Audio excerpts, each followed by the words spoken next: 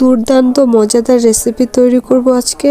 এই খাবারটা বানাই দিলে বাচ্চারা বাইরের চিপসের কথা ভুলেই যাবে। এখানে আমি 5টা আলু খুব সুন্দর করে ছুলে এভাবে কেটে নিব, আর কেটে নেওয়ার পরে এগুলো আমি খুব সুন্দরভাবে ধুয়ে নিচ্ছি।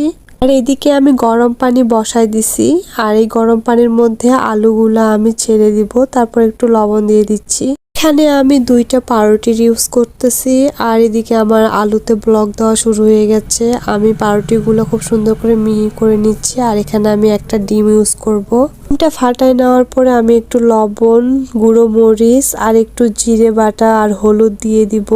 এই সামান্য কয়েকটা উপকরণ দিয়ে আমি একটা চামচের সাহায্যে ভালোভাবে এগুলা মিক্সড করে নিব। আর তারপরে এখানে চালের গুঁড়ো আমি দিয়ে দিব। চালের গুঁড়ো দিলে চিপসটা অনেক মচমচে হয়।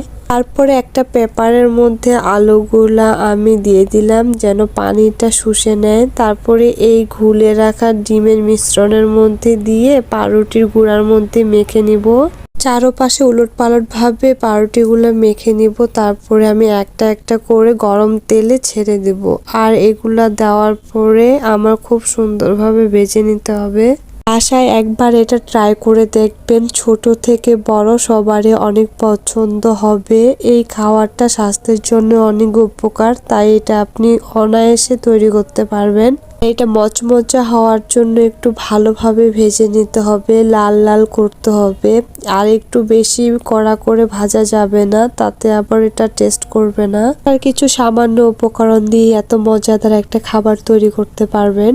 আমার হয়ে গেছে, এর জন্য আমি এখন একটু টমেটো সস দিয়ে খাচ্ছি, সেই টেস্ট হয়েছে।